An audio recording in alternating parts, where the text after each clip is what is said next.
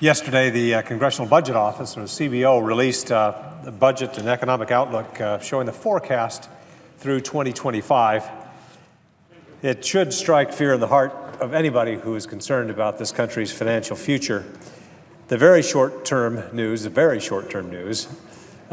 good. Deficit is projected to fall, but only for another 2 years. In 2017, the deficit is projected to start rising again to 1.1 trillion in 10 years. That's the annual deficit. By 2025, the deficit will be 4% of our overall economy. Right now, the country's debt, the accumulated deficits over the years, the accumulated debt is $18 trillion. This year, we'll pay about $277 billion just servicing the debt.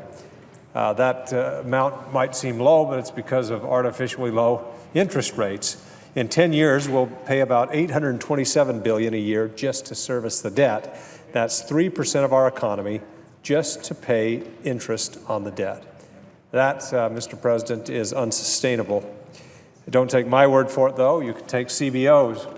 They said, quote, "Such a large and growing federal debt would have serious negative consequences, including increasing federal spending for interest payments, restraining economic growth in the long term, giving policymakers less flexibility to respond to unexpected challenges, and eventually heightening the risk of a financial crisis."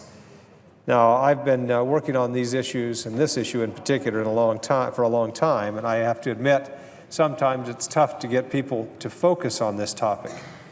But we shouldn't be fooled in patting ourselves on the back just because we've done things like gotten rid of earmarks. That's a good thing, but it's certainly insufficient to address our spending.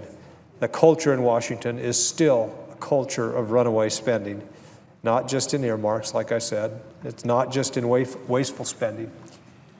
For example, spending on Social Security, Medicare, and Medicaid will nearly double over the next decade alone. This is not a revenue problem that we're having. Projected revenues will exceed their 50-year historical average of of 17% of GDP this year. It'll grow to over 18% of the economy in this decade. The culture of spending in Washington is something that defies logic, defies math, and an honest assessment of who we are as a country.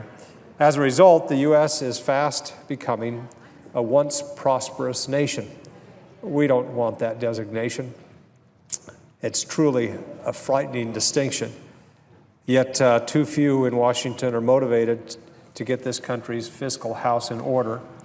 We have to wonder, how bad is it going to have to get to prod those who aren't yet motivated?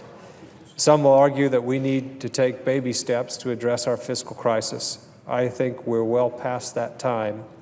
But whatever kind of steps we take, we need to take them now. We need to turn this culture of spending in Washington to one that will fully repair our economy, that will give the private sector the stability and confidence to create jobs. We need to reform our cumbersome tax code. And most of all, we need to relieve future generations of the burden of our financial mess. In short, it's well past time to start clawing our way out of this fiscal hole that we're in. I yield the floor.